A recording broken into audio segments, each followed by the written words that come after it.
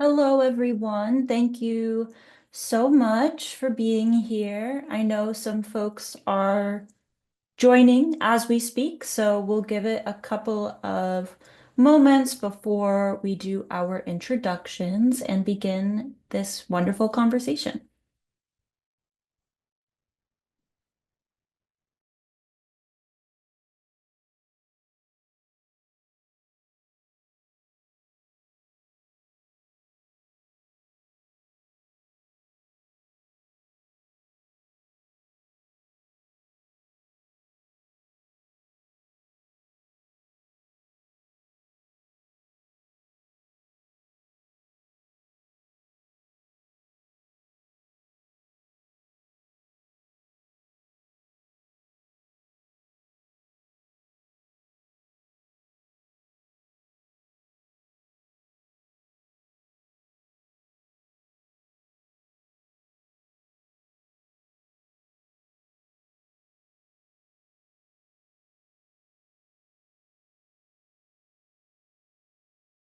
Okay, so before we get started and meet our two fantastic panelists, I want to go over a couple accessibility things and some things of note just about this webinar and its availability after the fact, etc. Um, so the screen reads accessibility and a few notes, and there's four bullet points. The first one reads CART closed captioning and ASL interpreters. So if you need closed captions or sign language interpretation, if you see the bar at the bottom of your screen on Zoom, you can click the closed caption feature. It looks like two C's next to each other. Or if you need ASL interpretation, where there's three little dots on a button that says more, if you click that, there is the opportunity to click a button that says interpretation. And when you do that, ASL will pop up. And that's a great feature because you can make your ASL interpreter as big or small as you need. So that's where you need to go to put on captioning or interpretation. And if you have any issues accessing either of those, please use the Q&A function to send us a message and someone will see it and reply so that you're able to get the accessibility or meet your accessibility needs. Additionally, with the Q&A function, we do not have a open chat. So if you have any questions or comments or thoughts throughout this conversation, please share them with us within the Q&A function. That way, it's a bit easier for me and the panelists to see what kind of thoughts and questions people have, and we make sure that if there's time to answer them, we can do so. Next, this webinar is being recorded right now. And for those who are unable to attend or who do attend but want to, look back on something later, it is being recorded and will be shared after the webinar on my social media and with the folks who registered for this webinar. And last but not least, at the end of this webinar, I'll share an optional post-webinar feedback form just for some of your thoughts about how this went and if you have any further questions or resources to share with myself or the two panelists here. And I'm going to create a resource document to share out when we post the webinar. So if no further questions, I'm going to stop sharing and have the opportunity to introduce our wonderful two panelists here today.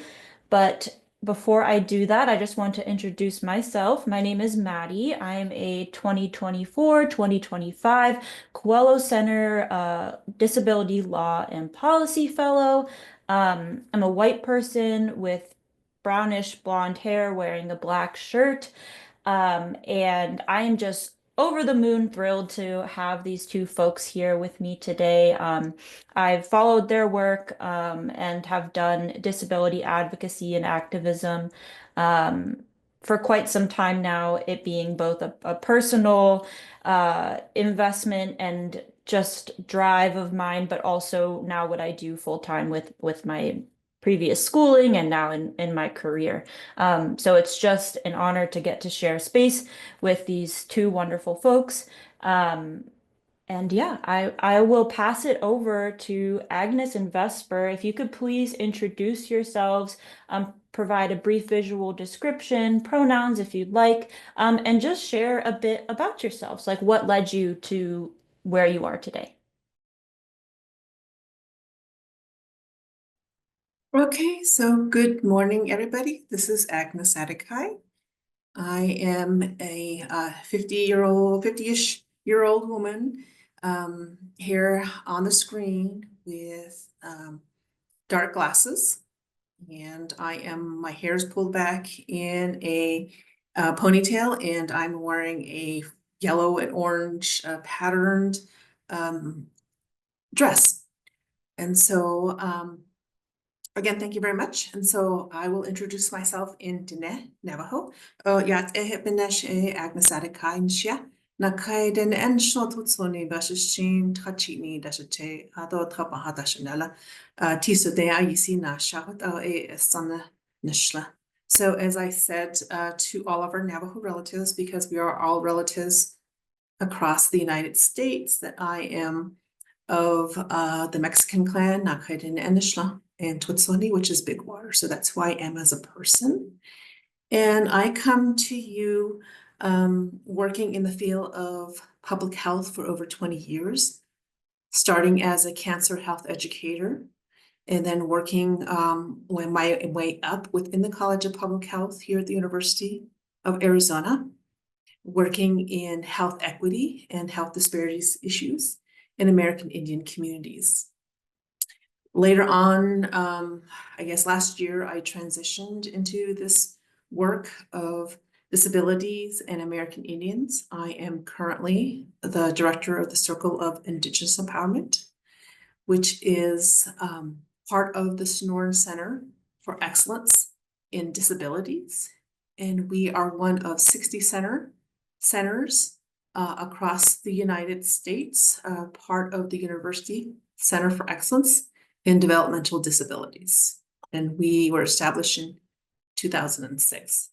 So my work is working with tribal nations here in Arizona on what is disabilities, what services and opportunities there are for folks in the community, but also for partnerships. How do we work to think of disabilities as a public health systems-wide issue where we focus on policy, we focus on research, we focus on developing community-based projects and ensuring that with Native communities that we respect tribal nations and culture, and to include people from the communities as much as possible.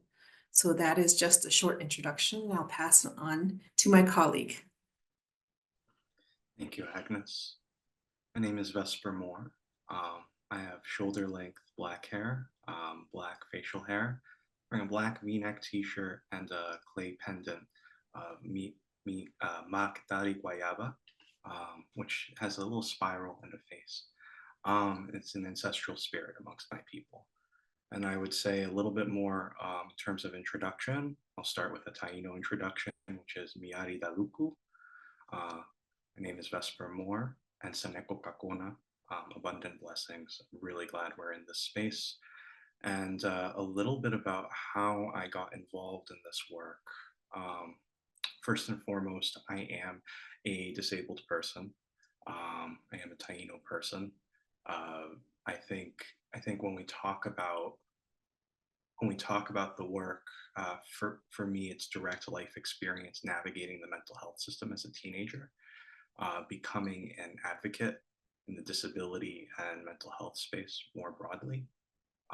Currently, I serve as the Chief Operating Officer of the Kiva Centers, which is a peer-run organization, an Indigenous-led peer-run organization. We offer technical assistance to tribal nations and Indigenous communities across the US. So for us, the work is really building capacity for peer support internal support within the community. And that's so important. I think that there's a lot of wisdom there, and there's a lot of sustainable systems. And when we often see the mental health system and a lot of disability agencies, they come in from the outside. So if there's a lot of wisdom in the community, how do you foster that? And that's a lot of my work.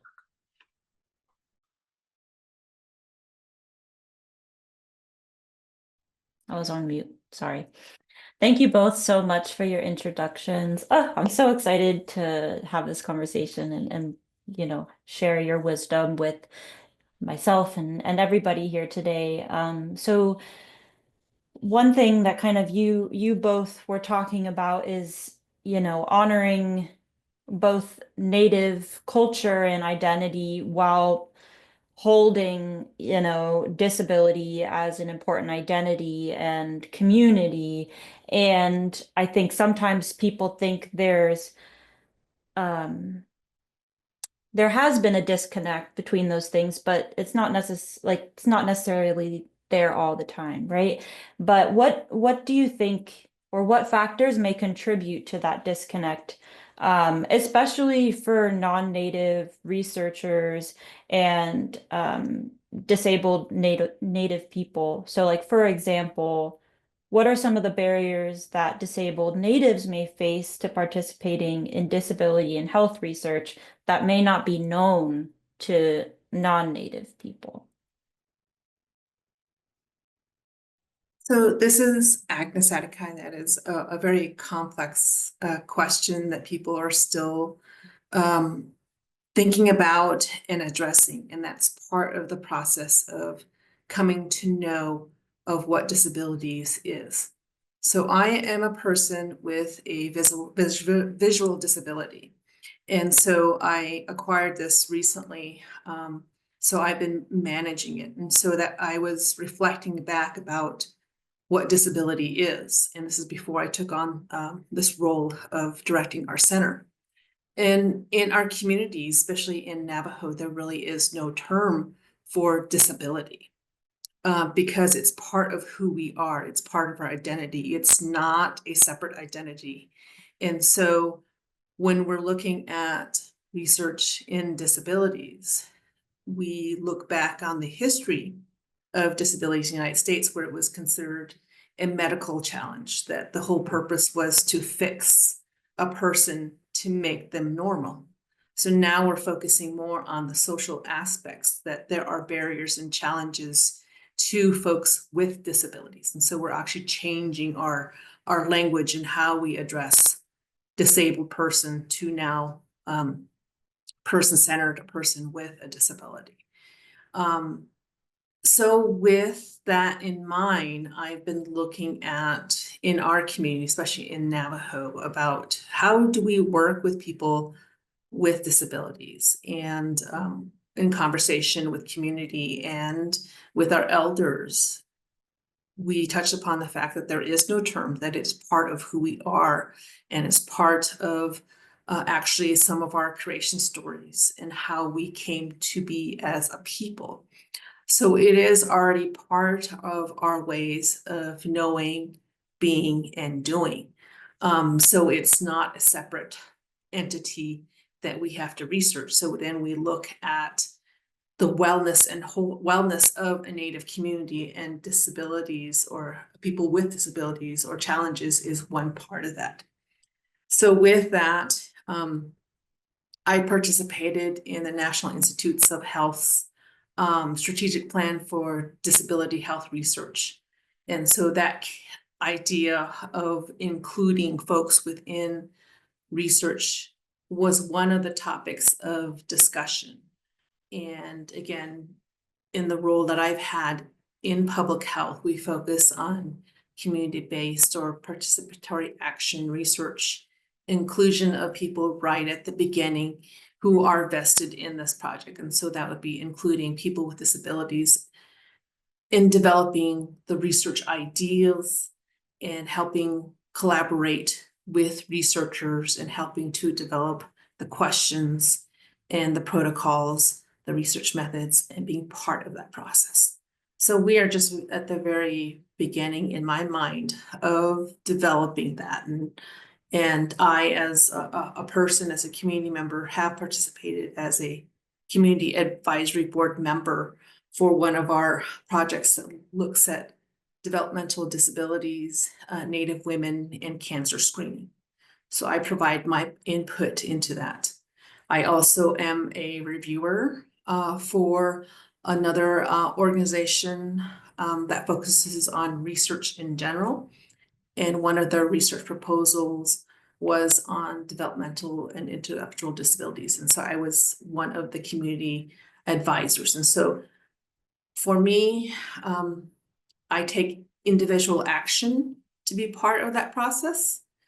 But I also, as a community member, look at how we can come together to discuss these issues. And then as a member of a higher educational institution, ensuring our researchers here at our University of Arizona are aware of the challenges of working with Native communities on research, but also ensuring that the ideas come from the community and not something, an idea that's imposed, because with the history of Native research, there's just been a long negative history. So I'm just gonna stop there and pass it on to my colleagues so that they can also participate and share their response to the question. Vesper speaking. Thank you, Agnes, for your insights and a lot of the things that you've contributed.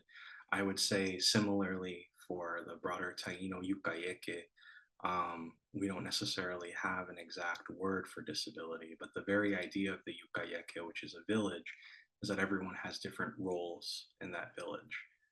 So it's not about deficit, it's about difference, right? So when we think about the social model of disability, it does align in some ways, right, with what's emerging from we often say, I would say more formal institutions.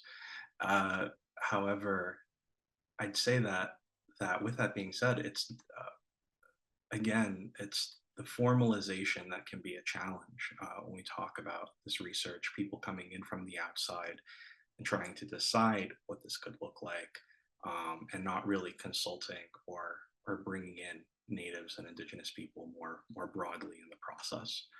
So for me, some of the things that I've seen in the work and understanding it, I'll start with like our civil rights, right? When we talk about the Americans with Disabilities Act, for example, Americans with Disabilities Act does not apply among every tribal nation, and that's really because of native sovereignty. However, simultaneously, some may adopt the process, some may create their own. And I think that we need to have a very similar mindset when it comes to policy and research across the board. What I've noticed has been most effective is truly developing these processes from the ground up with natives, indigenous people really at the helm. But it's also, you have to consider the limitations within the broader academia too, to be able to do that, having researchers that have these experiences. And then yes, there's the unique experience of also being disabled, right, and what that looks like. You also have native and indigenous people who are very much connected with their tradition, or who might have grown up in an urban environment, who might not be connected with their traditions in the same way, or are trying to reconnect or remember, as I prefer to say. So I think there are challenges there as well. There are plenty of initiatives that are emerging to work around things like this. For example, in New York City, there's the Urban Indigenous Collective, which is a mental health drop-in center and space for Native and Indigenous people in those settings. And what we broadly call Canada, there's friendship centers for cultural remembrance and return. I think there needs to be more initiatives like this that are a go-between, that are funded, for us to be able to also come together in terms of research. When we talk about independent living centers, some of the great things that come out of independent living centers that could be shared, and kind of collaborated on in a lot of these cultural education spaces as well. I think there's a benefit of that. So I'll stop there. Yes, thank you so much for your responses to those questions. And my apologies if I'm looking this way. It's because I have my questions on a paper right here. So as I'm listening to you both speak, I'm considering what question to answer or ask next. And something that I kind of hear the thread of maybe the next question through what you both were saying.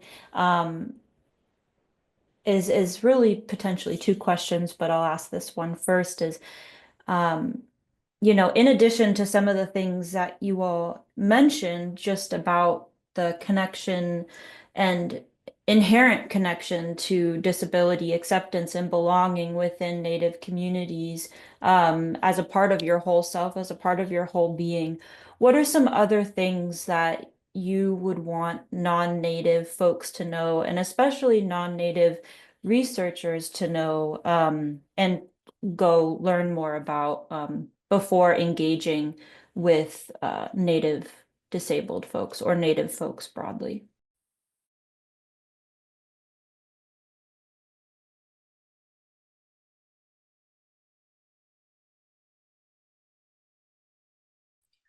This is Agnes, sorry. Delayed response there. But one thing is really to have conversations with communities is always really good. In the work we do in research, we reflect back on some of the values of research. There have been several Indigenous researchers that have looked at what are the key tenets or values of research that we should focus on. And depending upon who you talk to, it can be 3 to 6. But really, it's focusing on relationality. You are a relative to everybody, to communities that you work with. You come in with utmost respect. So treating communities like it was your own community or your family. So making sure that you have safeguards in place, but also respecting people's worldviews, values, knowledge, and practices that, folks that are non-Native come in with their own biases and their own lenses, but being aware of that and respecting people where they are. And making sure that, that it's also a reciprocal process.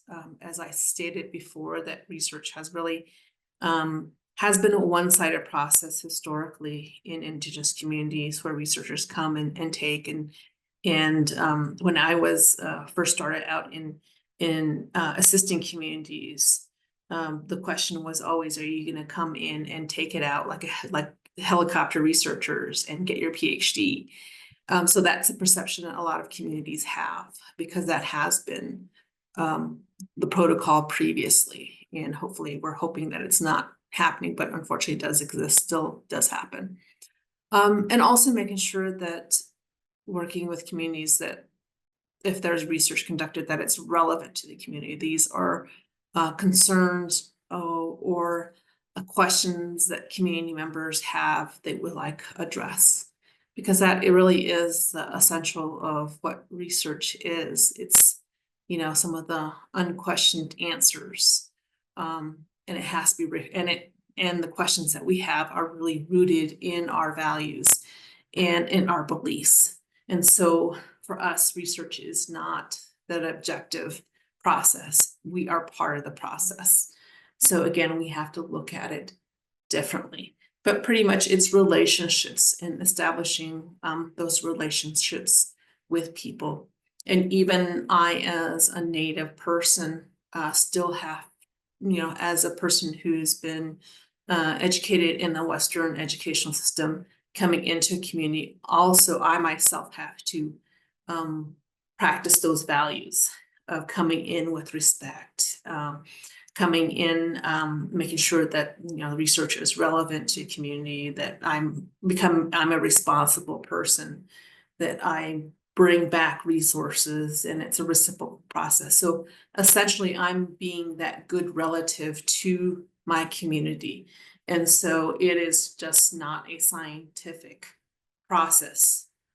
This is a relationship building process for our community. And to include people with disabilities is very important because, you know, there's different perspectives and ways of looking at an issue. Again, it might be questions that we come up with that are unanswerable, but it's something that we strive for to come up with possible solutions. And so I'll pass it on to my colleague. Vesper speaking. Thank you, Agnes.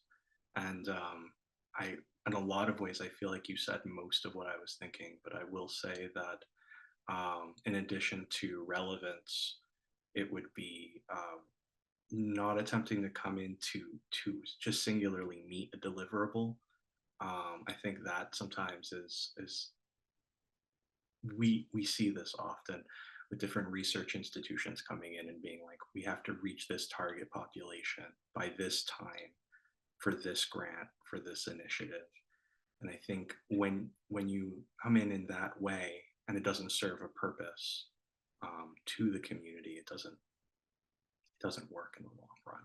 So I think thinking critically about that, and I do think in a lot of ways, when you think about a lot of the aspects that we've been talking about, which are these ideas of respect and how we're doing the work, just with any research or any academic work, there's trial and error, right? These ideas of trial and error. And where does that come from? I mean, when we think about even in most practices amongst most Indigenous communities, we understand the concept of trial and error, but it was also community sustainability, governance, collaboration. So understanding that you're trying to do something for a potential greater good or a benefit, right? We may not perceive that as a benefit to us at all right away. So it's important to discuss that. And again, you know, one thing that might be beneficial to non-natives may not be beneficial to us. So I think those critical and honest conversations, I know that they're hard, they're uncomfortable, they're important. I've actually had some circumstances where it's not always research related, but sometimes even dentists who are seeking to offer mobile support on a reservation or a pueblo, right? And you know, feeling like a lot of the people of that nation or that community are kind of vigilant, watching them, and you do have to consider historically all of the displacements and harms and things that have been done, and simultaneously I would say the criticism of medical institutions because of the purposes that it has served historically. So in public health research, it is very important to consider what are you doing to, as Agnes was saying, foster that trust, that respect, that collaboration, not for personal gain, but actual, you know, contribution to the overall well-being of Indigenous people. This is Maddie speaking. Thank you both so much for that answer. And I really enjoyed kind of what you said at the end there, Vesper, that these conversations, especially for Native and non-Native folks to have these discussions, perhaps for the first time, might be hard, but it's important. And especially if you are seeking to involve Native folks within the work that you do, or just your community or your friends, like just having a conversation about our shared values and our differences and honoring those is incredibly important. And what I loved what you both said is kind of, to sum it up in just a couple words, is basically like, what do Native folks want? Because we owe them at a bare minimum that much. And having Native folks lead as as the ones and as the people who get to decide the kind of work and research and public health related support that they may accept into their communities. So I'd love to talk and chat a little bit more about that point. Um, what kind of work would you like to see that you haven't seen yet at the intersection of health and disability, indigeneity, et cetera, et cetera? Perhaps like what type of research or resources? I know Vesper, you had mentioned more support centers like the friendship centers in what is called Canada. Like what kind of things like that would y'all hope to see or want to see being done as collaborative with both native and non-natives working together? So this is Agnes speaking. So I think one of what I would like to see is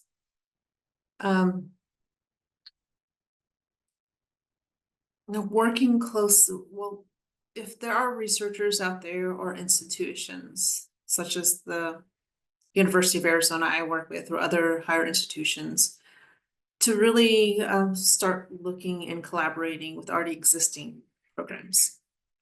There are a lot of coalitions now, a lot of parents with children with disabilities and special needs who have been very vocal in the lack of access to healthcare or other barriers that they face, especially if families live and work and play in rural communities that have historically have bare minimum access to healthcare and other services. So that would be one thing, is know what's existing out in the community and collaboratively working with communities, because then you have experts in their community who can help you to identify research questions and possible ways of addressing. But also you might have folks who may want to think of this as a career track or a way to have gainful employment, meaning that institutions should also pay community members and advocates in the field for the work, for the wisdom and the knowledge they provide. Because many times they are the caregivers and need sources of income to help support families. And it's also respectful and a right thing to do to pay people for the wisdom that they provide as well. I believe also in a larger systems level of or funding organizations, whether it's nonprofit foundations, state and federal governments, and institutions of higher learning, to look at how to provide funding for communities to look at disabilities in various ways, coming from a different perspective. So again, maybe looking at what disabilities mean in their community, or collecting stories of concerns or stories of even, innovative ways people are addressing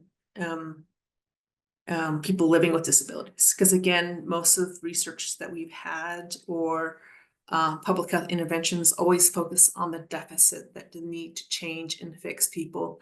But yet there might be programs or ways of doing from Indigenous folks where they're addressing the challenges of disabilities in a different way that we need to highlight.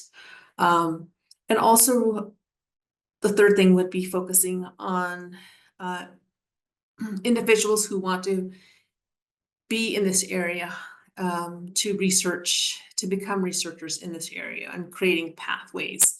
Again, my role has been to recruit and to support students going into the healthcare field, Indigenous students. And so creating these pathways for our Indigenous students to look at healthcare, become a healthcare provider, or to look at public health, or to become a researcher in this field so that they bring their own perspective and lens to this field. So recently I attended a webinar by Dr. Grant Bruno, who's from the University of Alberta, who's Samson Cree Nation, and he just recently did a webinar on decolonizing autism. And he came to this process of research because he has children with autism, and he started going back to the community to look at what autism means for his community. And what he found was that language is important. How do we speak about this? And you know that it really has been a deficit discourse on autism and Indigenous health. But what we need to look at it in reframing it and looking at how we describe and use language.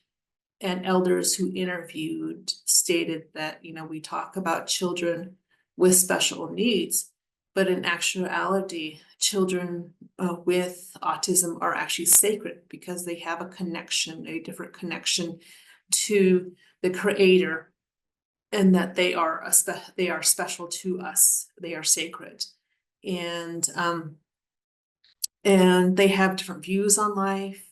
They have different gifts than other children, and they actually have a higher sacred thought.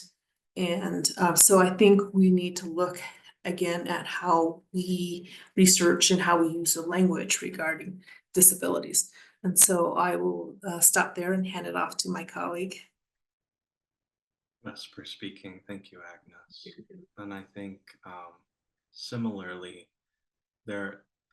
I would say that there are many opportunities for engaging and bringing in Indigenous folks more into public health spaces, and I think that's really where a lot of my work comes in. Is we train people as certified peer specialists in things sometimes like traditional path peer support, where we take the traditional healings and teachings and we align them to the ideas of peer support.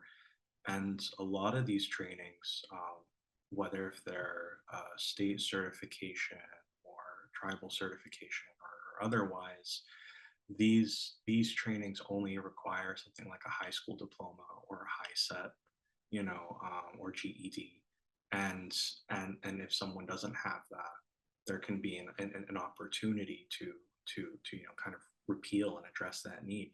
And I think what this does is it offers low barrier education opportunities to bring people into public health work. So then they can become things like researchers, or they can work in these many different spaces. I think also along with that, aside from contributing to broader institutions, which I do think there's a benefit there, there is also the need for investment in community efforts, the continued investment. And I would say that that investment would look like a lot of these, I would say, youth education initiatives. Peer leadership amongst Native youth is huge. I know the Native Youth Organization, which is on the Pine Ridge Reservation, does a lot of work at the Lakota High School, and we've been talking a lot with them about, like, what does peer leadership look like in your community?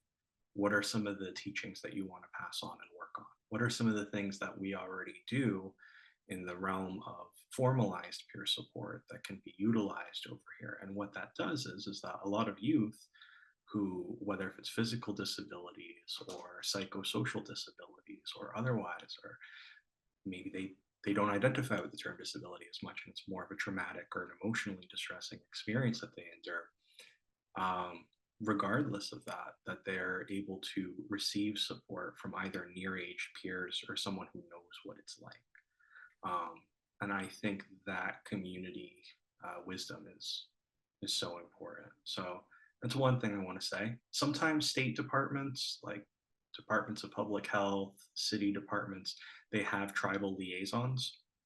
I think those are great officials to work with, to kind of understand, like, who in the community you might want to work with, and where to start. However, I also think it's starting with input broadly.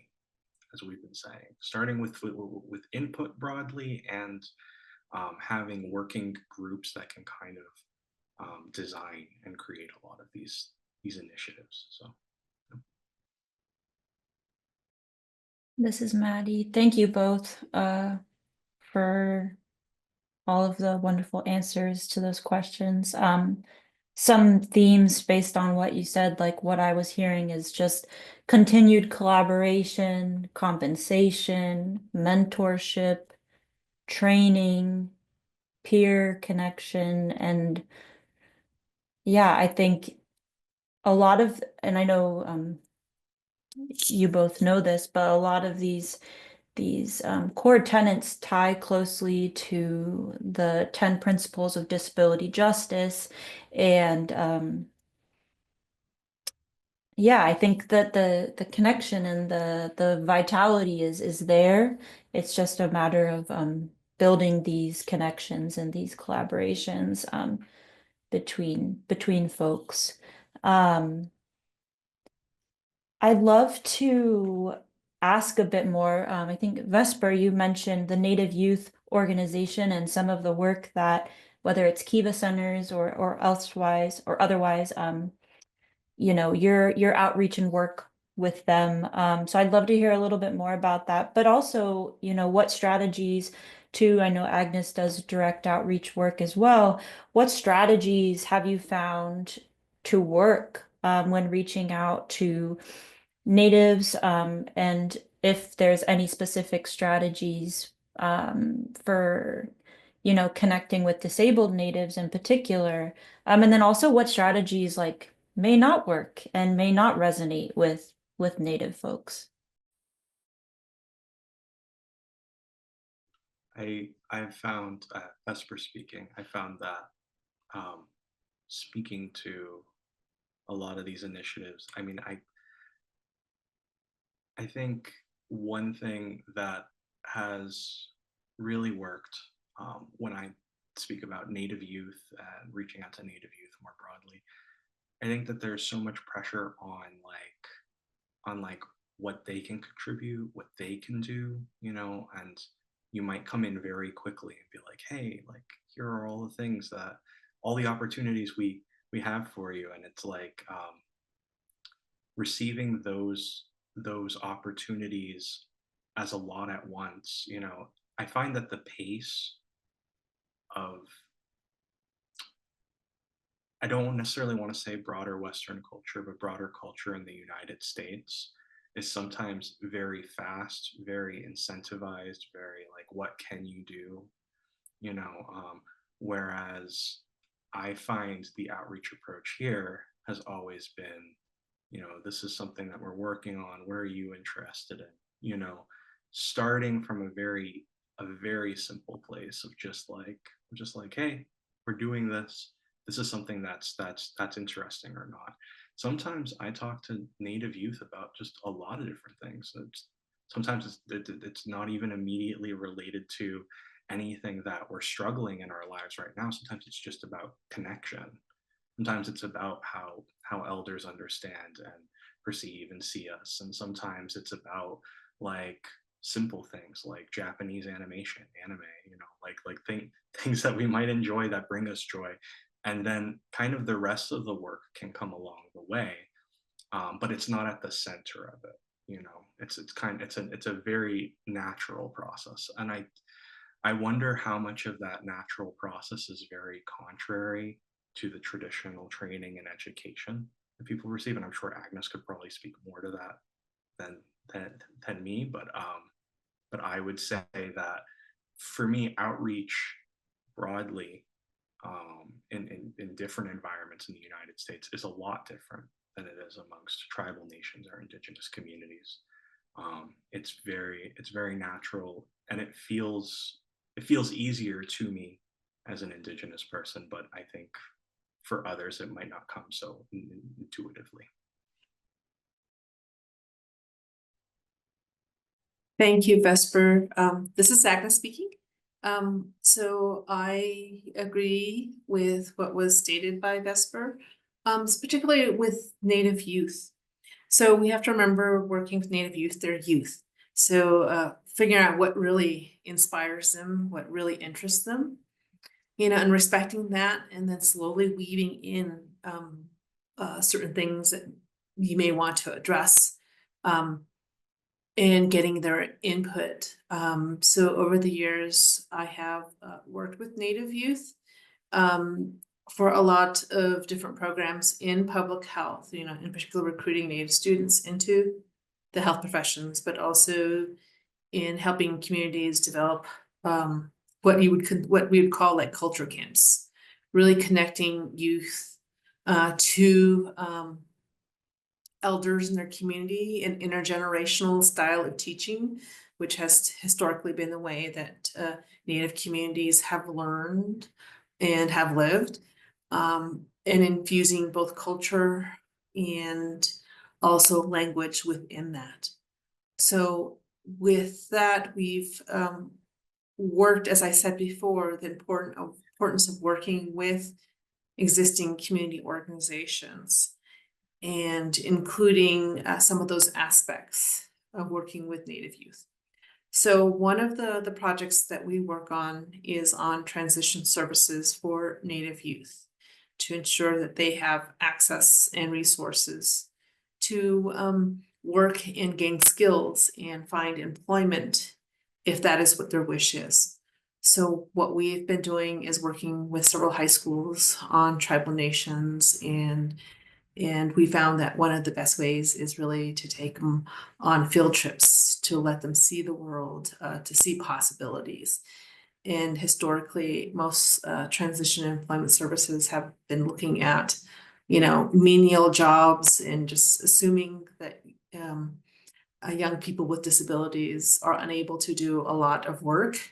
But what we found out is that a lot of our young Native people are interested in higher education, of going to our tribal community colleges and hope for the future of going to a university and becoming all sorts of things from chefs to teachers, but also those students who want to learn cultural arts and become artisans, become rug weavers and silversmiths. And so working with our students to identify their passions and skill sets and connecting them to resources is really important. So one of the organizations that we partner with is called Diversibility Incorporated, and they do an Arizona Youth Leadership Forum. And as part of that forum, which is usually during the summer, they have one in northern Arizona, one in southern Arizona, and we work to include our Native youth within this leadership forum so that they're able to learn from other peers with disabilities about what advocacy, what leadership is. And we then select students who are willing to work with our Sonoran Center to be on the planning committee for our American Indian Youth Disability Summit that we just finished up last week. And so the students who are identified work with us and Diversibility Incorporated and a community member to learn how to become MCs, to work in a virtual environment, how to lead sessions, how to create panels, and provide to the audience their perspective of what it means to be a Native young person with disabilities and what transition has meant to them and what things that they hope for.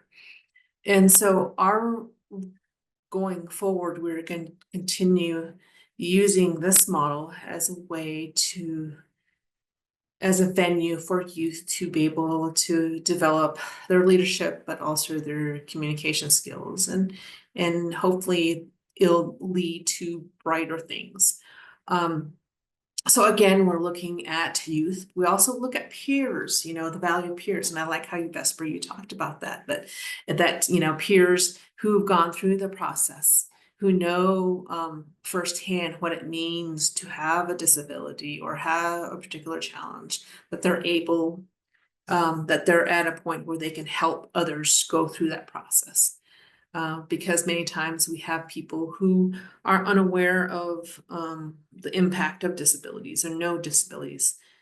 try to work with community, and many times it is not in a, I guess, a fruitful relationship because there's always that disconnect. But people who know and have lived experience provide that perspective and establish that trusting relationship and are able to share stories, and that really connects with people. So those are some ways that I believe are really best practices of community. I don't know if they call it practice-based evidence, that are culturally grounded in our communities, that are, I think, effective ways of addressing some of the issues that happen in our community. Thank you both for sharing some of your strategies and some of the relationships and opportunities that you fostered over the course of your lives and your careers with people from various communities. Just acknowledging the time, we have about 5 minutes left, and I know there is a question in the chat. So I want to ask that and then offer the floor to either of you to say anything else that you'd like to say before we close out today. We have a question specifically for Agnes from Dr. Kimberly Yellow Robe, who says, will the NIH consider encouraging tribal colleges and universities to serve as IRBs when researching American Indians and disabilities? Thank you, Sister Kimberly. Kimberly and I work together. So yes, institutional review boards are one of the challenges of working in research in general. So institutional research boards are usually at universities who review proposals that come to them, researchers who have research, a plan, protocols, everything else gets submitted to a group of individuals who review and provide comments and eventually approve projects, and saying these projects in good faith are, adhere to human subjects protocols, working with community, sound research principles, go forth and do your research project. Now, the challenge is that a lot of universities do not have individuals who can look at protocol or research projects focused in Native communities, or working specifically with Native communities, or even provide training. Here at the University of Arizona, we actually do. One of our steps is we have, when they're submitting a proposal, they have to check if they're working with the Native community, and that proposal goes into another, a select group of folks who review it, who are Native on campus, and approve it or disapprove it, or provide advice how they can interact or work closely with communities. Now, a lot of tribal community colleges are now actively pursuing research grants from the National Institutes of Health, or from other agencies, National Science Foundation, other organizations. And so they are now at the beginning phases of developing their own institutional review boards for projects that they are looking at. But if not, if a university does not, a tribal college does not, they can actually go to another institution for review. But one of the first steps that they need to do is actually have the proposal be reviewed by the tribal community that they're working with. So here at the University of Arizona, one of the recommendations is you actually have your protocol reviewed by the community that you're working with. If it's multiple communities, all these communities have to review and approve.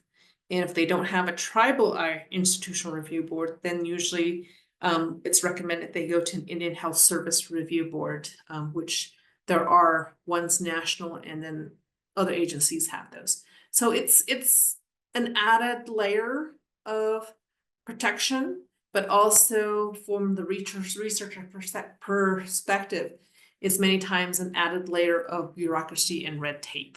So you have to balance that out, but you're looking again at the history of research in American Indian communities, in a lot of research projects that have done harm.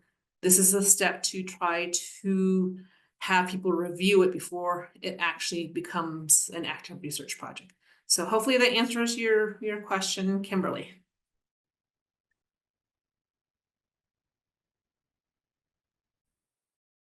Go ahead. I'd say the only other thing that I can contribute from a children's behavioral health research perspective is, I mean, we've been talking about peer leadership throughout. Peer-centered research is also important here. So sometimes having your project directors, your other people being natives kind of throughout the process, I think can help.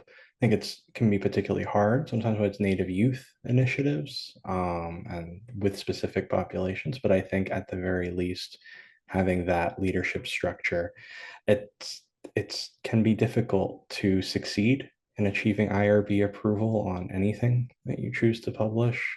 Um, but I would say in terms of tribal universities themselves, and again being equipped to having those resources. That's the other piece we have to consider. Like, what does the institutional investment look like? How much are we investing in higher education for Native youth and college students broadly? So I want to ask some of those questions and leave you with those questions too. Thank you so much, both of you. Is there anything you'd like to share to close out this webinar? Any final thoughts?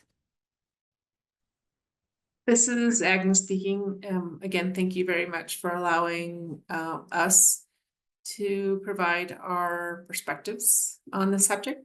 And I would hope this is an ongoing conversation that continues, and that if folks have questions, I am available to answer questions or provide referrals to folks who may be able to answer questions you have in terms of research. And then thanking Vesper for being on the panel and providing his perspective and sharing your wisdom.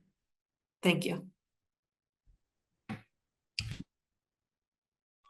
I want to say similarly, I appreciate a lot of your wisdom, Agnes, and please feel free to reach out. I'll leave my contact information for folks here. And I think particularly when we were talking earlier about uplifting Native youth who are disabled or have disabilities, I think there's a huge need for uplifting them. I find in the broader disability community and movement, I get a lot of questions of people being like, where are all the Native youth who have who are disabled or who have disabilities? Why don't we see them that much? Why aren't they uplifted, in terms of the work and the advocacy? And it's a lot of that's not seen. So would love to think more about how to do that and uplift some of that work, whether if it is in academic institutions or beyond. Thank you. Yes, thank you both so much. I am so thrilled that I got to speak with you both, and thank you both for everything you've brought today. I've learned so much, and I hold so much gratitude for you both and you taking the time to give me an hour of your day and spend it here with us. So my deepest thanks to you both. And I do believe this is an ongoing conversation. It's something that's incredibly important to me. And it's a part of my uh, goal in life is to continue to work at this intersection. So I appreciate all of your time and energy and wisdom that you shared today, and I thank you both very deeply for your time. On the screen, there's a QR code as well as a link if folks are interested who are listening. If you have additional resources that you'd like to share, if you have questions or want to connect with me, or I can assist connecting you with our two panelists if they're willing, please feel free to go to that form and you can find my contact information as well as the resource document that will be continued to update. And I will get this webinar up as we are recording it as soon as I possibly can and share it with you all. So I wish you all a great rest of your day and be well. Thank you all.